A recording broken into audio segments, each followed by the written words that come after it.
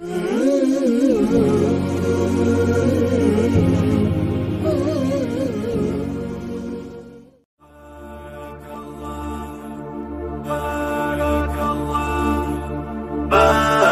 الله لكما وبارك عليكما وجمع بينكما في خير.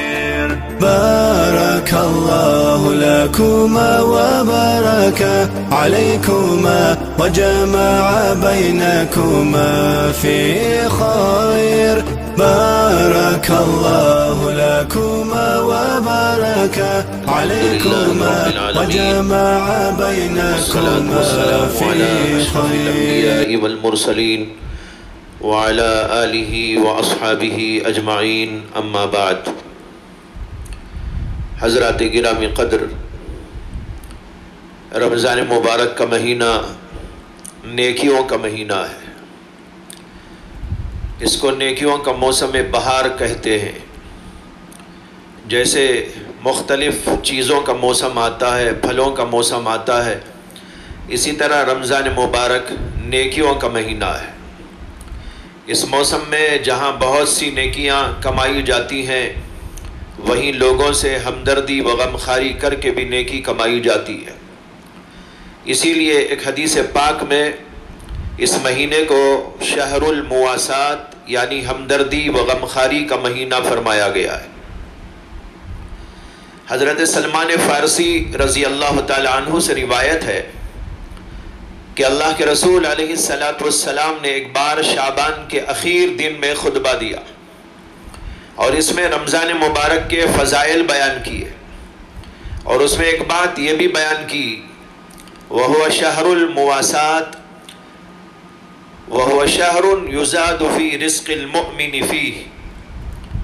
یہ مواسات یعنی ہمدردی و غمخواری کا مہینہ ہے، اور یہ وہ مہینہ ہے جس میں مومن کا رزق بڑھا دیا جاتا ہے۔ اس حدیث پاک میں جو مواسات کا لفظ آیا ہے، اس کے معنی ہوتے ہیں برابری کرنا اور غمخواری کرنا، اور اپنے مال میں سے دوسرے کو دینا یا برابر دینا، یہ سب اس کے معنی آتے ہیں۔ اس سے معلوم ہوا کہ مہینہ لوگوں کے ساتھ ہمدردی و غمخواری کا مہینہ ہے، اور اپنے مال میں سے دوسروں کو دینے کا مہینہ ہے۔ دوسروں کی ضروریات کا لحاظ رکھنا، غریبوں کی امداد کرنا، بیواؤں اور محتاجوں اور بے کسوں کا خیال رکھنا، یہ اس مہینے کی خاص چیز ہے۔ اس کے لیے اللہ کے نبی علیہ السلام نے اس کو شہر المواسات فرمایا ہے۔ اور اسی حدیث میں آگے یہ جملہ آتا ہے کہ اللہ کے نبی علیہ السلام نے فرمایا، من فطر فیہ صائما کان مغفرۃ لذنوبہ وعتق رقبتہ من النار وکان لہ مثل اجرہ من غیر ان ینقص من اجرہ شیء۔ آپ نے فرمایا کہ جو شخص کسی روزے دار کو رمضان میں افطار کرائے گا، وہ اس کے گناہوں کے لیے مغفرت اور دوزخ سے خود کو آزاد کرانے کا ذریعہ بنے گا، اور فرمایا کہ اس روزے دار کے اجر میں سے کچھ بھی کمی کیے بغیر اسے بھی روزے دار کے برابر اجر ملے گا۔ اس حدیث میں ہے آگے کہ یہ بات سن کر حضرات صحابہ رضوان اللہ تعالی علیہ مجمعین نے پوچھا کہ یا رسول اللہ، ہم میں سے ہر ایک اس قابل تو نہیں ہوتا کہ وہ روزے دار کو افطار کرائے، یعنی پیٹ بھر کر کھانا کھلائے۔ پوچھنے کا مقصد یہ تھا کہ یہ ثواب جو آپ نے بیان کیا ہے وہ ہر آدمی تو پا نہیں پائے گا، پا نہیں سکے گا۔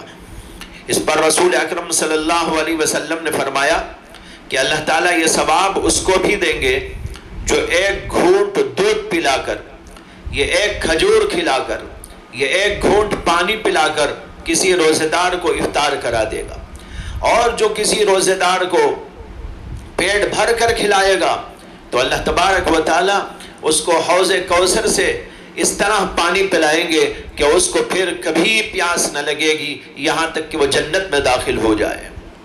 یہ اس قدر عظیم ثواب اس شخص کے لیے ہے جو دوسروں سے ہمدردی کرتا ہے، دوسروں سے غمخواری کرتا ہے، بیواؤں کا خیال رکھتا ہے، یتیموں کا خیال رکھتا ہے، محتاجوں اور بے کسوں کی طرف دھیان رکھتا ہے اور اپنے مال میں سے ان کو دیتا ہے، کھلاتا اور پلاتا ہے۔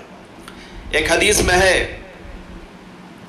کہ اللہ کے نبی علیہ السلام نے فرمایا ان فی الجنت غرفا یرا ظاہرها من باطنها وباطنها من ظاہرها اعد اللہ تعالی لمن اطعم الطعام وألأن الكلام وتابع الصيام وصلى بالليل والناس نيام۔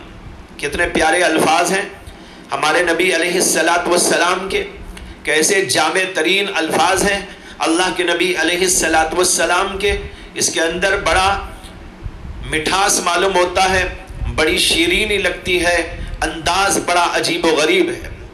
اس کا مطلب یہ ہے کہ اللہ کے نبی صلی اللہ علیہ وسلم نے فرمایا کہ بلا شبہ جنت میں ایسے بالا خانے ہوں گے جن کا باہر کا منظر اندر سے دکھائی دے گا اور جن کا اندر کا منظر باہر سے دکھائی دے گا، اور یہ اللہ تعالیٰ اس کو عطا کریں گے جو لوگوں کو کھانا کھلاتا ہے، بات چیت میں نرمی برتتا ہے، لگاتار روزے رکھتا ہے، اور اس وقت نماز پڑھتا ہے جب ساری دنیا کے لوگ سوئے ہوئے ہوتے ہیں۔ یہ امام احمد مسند احمد کے اندر ذکر کر رہے ہیں اس روایت کو، اور بڑے جو اچھی سند کے ساتھ میں انہوں نے اس کو ذکر کیا ہے۔ محترم حضرات، اس حدیث کو غور سے سنیے کہ اس میں کھانا کھلانے کی، نرمی سے بات چیت کرنے کی، روزہ رکھنے کی اور تہجد پڑھنے کی فضیلت بیان کی گئی، اور بتایا گیا کہ جو شخص یہ 4 کام کرتا ہے اللہ تعالیٰ اس کو جنت میں سے بالا خانے عطا کریں گے جن کا اندرونی منظر باہر سے دکھائی دے گا اور باہر کا منظر اندر سے دکھائی دے گا۔ دوسروں کی خبرگیری اور ان کا خیال رکھنے کے سلسلے میں ایک حدیث کے اندر آتا ہے کہ اللہ کے نبی علیہ السلام نے ارشاد فرمایا کہ جب تم سالن بناؤ تو اس میں ذرا پانی زیادہ کر دینا، پھر اپنے پڑوسیوں کو اس میں سے بھیج دینا۔ ایک حدیث میں آتا ہے کہ اللہ کے نبی علیہ السلام نے فرمایا وہ مجھ پر ایمان رکھنے والا نہیں جو پیٹ بھر کر کھا کر رات گزارتا ہو جبکہ اس کو معلوم ہو کہ اس کے بازو پڑوسی میں کوئی بھوکا آدمی بھی موجود ہے۔ اور ایک حدیث کے الفاظ یہ ہیں کہ آپ نے فرمایا لیس المؤمن الذی یشبع وجارہ جائع، وہ آدمی مومن نہیں ہے جو خود تو پیٹ بھر کے کھائے اور اس کا پڑوسی بھوکا ہو۔ ان احادیث سے معلوم ہوتا ہے کہ ہمیں اس کا خیال رکھنے کا حکم دیا گیا ہے کہ اپنے پڑوس میں، رشتہ داروں میں، جان پہچان کے لوگوں میں کس کو کیا ضرورت ہے اور پھر اس کو پورا کیا جائے۔ یہ حکم اگرچہ کہ ہر وقت ہی ہے، چاہے رمضان ہو یا نہ ہو، لیکن رمضان کے اندر یہ حکم اور زیادہ تاکیدی ہو جاتا ہے۔ اب ایک نظر ہمارے اسلاف کے احوال پر ڈال لیجئے کہ وہ حضرات کیسے لوگوں سے ہمدردی کرتے تھے، غمخواری کرتے تھے، یہاں تک کہ صرف اپنوں ہی سے نہیں غیروں سے بھی کرتے تھے۔ حضرت عبداللہ ابن عمرو ابن عاص مشہور صحابی ہیں، ان کا حال یہ تھا، لکھا ہے کہ ان کا ایک پڑوسی یہودی تھا۔ ایک بار آپ نے بکری ذبح کی تو اس کے بعد اپنے گھر والوں سے بار بار پوچھ رہے تھے کیا تم نے ہمارے پڑوسی کو بھی اس میں سے بھیج دیا کہ نہیں بھیج دیا، پڑوسی کو بھی بھیجا کہ نہیں بھیجا، پڑوسی کو بھیجا کہ نہیں بھیجا، بار بار پوچھ رہے تھے۔ اس سے معلوم ہوا کہ یہودیوں تک کی خبرگیری ہمارے اسلاف کیا کرتے تھے، کوئی امتیاز اس کے اندر روا نہیں رکھتے تھے۔ ایک بار حضرت علی کرم اللہ تعالی وجہہ کے ہاں فاقہ تھا، کھانے کو کوئی چیز میسر نہ تھی۔ آپ نے اس موقع پر ایک رات کسی کے ہاں باغ کو پانی ڈالنے کی خدمت انجام دی، اور اس کام کرنے پر صبح کو باغ والے نے آپ کو کچھ جو دے دیے۔ آپ اس جو کو لے کر گھر آئے اور اس جو کے 3 حصے بنا کر رکھ دیے۔ ایک حصہ چکی میں پسوایا اور اس سے خزیرہ نامی ایک کھانا تیار کیا گیا، اور جب کھانا تیار ہوا اور کھانے کے لیے بیٹھے، ایک مسکین آیا اور دروازے پہ دستک دی کہ اللہ کے نام پر کچھ دے دو۔ آپ نے اور گھر کے سبھی افراد نے وہ سارا کھانا فقیر کو دے دیا، پھر باقی آٹے میں سے کچھ اور نکالا اور پھر پکا کر کھانے کے لیے بیٹھے۔ اتنے میں ایک یتیم آ گیا اور اللہ کے نام پر مانگنے لگا۔ آپ نے یہ کھانا بھی اللہ کے نام پر اس یتیم کو دے دیا، اور آٹے کا جو آخری حصہ بچا ہوا تھا اس کو پکایا گیا، اور پکانے کے بعد پھر کھانے کو بیٹھے تو ایک قیدی آیا اور اس نے سوال کیا۔ آپ نے کہا کہ یہ بھی اللہ کے نام پر دے دو۔ سارے گھر والوں نے یہ سارا کھانا تیسری دفعہ بھی غریبوں کو دے دیا، ضرورت مندوں کو دے دیا۔ اسی پر قرآن کریم کی یہ آیت نازل ہوئی، وَيُطْعِمُونَ الطَّعَامَ عَلَى حُبِّهِ مِسْكِينًا وَيَتِيمًا وَأَسِيرًا وَيُطْعِمُونَ الطَّعَامَ عَلَى حُبِّهِ مِسْكِينًا وَيَتِيمًا وَأَسِيرًا، وہ اللہ کی محبت میں مسکین کو دیتے ہیں، مسکین کو کھلاتے ہیں، یتیم کو کھلاتے ہیں، قیدی کو کھلاتے ہیں۔ ایک اور باقی آپ کو سناؤ، حضرت عائشہ صدیقہ رضی اللہ تعالی عنہا کا، کہ ایک بار ان کی خدمت میں حضرت امیر معاویہ رضی اللہ تعالی عنہ نے 2 بوریوں میں 1,80,000 درہم بھیجے۔ کتنے درہم؟ 1,80,000 درہم۔ حضرت عائشہ رضی اللہ تعالی عنہا نے ایک طباق منگوایا اور یہ ساری رقم اس میں ڈالنے کے بعد لوگوں کے اندر تقسیم کرنی شروع کر ڈالی، یہاں تک کہ جو کچھ آیا تھا سب کا سب خیرات کر دیا، سب کا سب لوگوں کو دے دیا۔ جب شام ہوئی تو اپنی باندی سے فرمایا کہ میری افطاری لاؤ۔ معلوم ہوا کہ اس دن روزہ بھی تھی۔ انہوں نے کہا کہ میری افطاری لاؤ۔ باندی نے 1 روٹی اور زیتون کا تیل پیش کیا۔ حضرت عائشہ کی ایک اور باندی تھی، انہوں نے عرض کیا کہ کیا آپ نے جو مال تقسیم کیا اس میں سے 1 درہم کا گوشت ہمارے لیے خریدا نہیں جا سکتا تھا جس سے کہ ہم لوگ افطار ہی کر لیتے؟ اس سوال کے جواب میں حضرت عائشہ صدیقہ رضی اللہ تعالی عنہ نے فرمایا کہ اگر تم نے مجھے یاد دلا دیا ہوتا تو میں اس کے لیے کچھ پیسے تم کو دے دیتی۔ اللہ اکبر! یہ حیرت انگیز قسم کا مواسات کہ خود تو یاد نہیں رہے اور ساری دنیا پر مال لٹا دیا، اور رقم بھی کوئی معمولی نہیں بلکہ 1,80,000 درہم، اور ان کو یہ تک خیال نہ آیا کہ میرے لیے افطاری کا سامان کچھ کرنا ہے، اور اس کا خیال کیے بغیر سارے کا سارا مال لوگوں کے اندر تقسیم کر ڈالا۔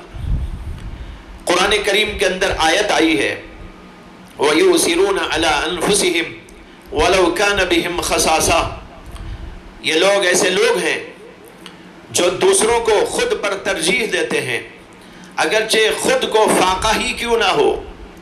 اسی آیت کے شان نزول میں حضرات مفسرین کرام نے بہت سارے واقعات لکھے ہیں، اور ایک واقعہ یہ لکھا ہے کہ ایک صحابی کو کسی نے بکری کی سری بھیجی تھی، ہدیے میں بھیجی تھی۔ ان صحابی نے کہا کہ فلاں بھائی صاحب اولاد ہیں، وہ مجھ سے زیادہ اس کے محتاج ہیں، لہٰذا ان کو دے دو۔ اس طرح وہ سری ان کے گھر بھیج دی گئی۔ وہ صحابی یعنی وہ دوسرے صحابی جب ان کے پاس یہ پہنچی تو وہ کہنے لگے کہ میرے سے زیادہ محتاج فلاں صاحب ہیں، لہٰذا ان کو دے دو۔ وہ سری وہاں سے ایک تیسرے صحابی کے پاس پہنچ گئی۔ اس طرح ایک سے دوسرے کے پاس اور دوسرے سے تیسرے گھر ہوتی ہوتی 7 گھروں کا چکر لگا کر اسی گھر میں آ گئی جہاں سے وہ گئی تھی۔ یعنی ہر آدمی دوسرے کو ترجیح دے رہا تھا، دوسرے کے خیال کو، دوسرے کی ضرورت کو مقدم کر رہا تھا اور دوسرے کا خیال کر رہا تھا۔ اس کو قرآن کریم نے کہا یؤثرون علی انفسہم ولو کان بہم خصاصہ۔ ایسے سینکڑوں واقعات کتابوں میں ملتے ہیں، یہاں نمونے کے لیے چند ایک کا ذکر آپ کے سامنے کر دیا گیا۔ بہرحال یہ مہینہ رمضان مبارک کا ہمیں ہمدردی اور غمخواری کا سبق سکھاتا ہے، لہٰذا اس کا خاص دھیان رکھنا چاہیے، اور خاص طور پر آج کے زمانے میں جبکہ لاک ڈاؤن کی وجہ سے بہت سارے لوگ پریشانی میں گرفتار ہیں، کھانے اور پانی کو ترس رہے ہیں، اس کا زیادہ سے زیادہ اہتمام کرنا چاہیے۔ الحمدللہ یہ بات بہت خوشی کی ہے کہ آج دیکھا جا رہا ہے کہ مسلمان لوگ اس سلسلے میں پیش ہیں اور بلا لحاظ مذہب و ملت سب کی خدمت کرتے جا رہے ہیں، راشن پہنچا رہے ہیں، دوسری ضرورت کی اشیاء لوگوں کو پہنچا رہے ہیں۔ اللہ تعالیٰ ان سب کی خدمات کو قبول فرمائے اور دوسرے لوگوں کو بھی اس کی توفیق عطا فرمائے۔ وآخر دعوانا ان الحمدللہ رب العالمین۔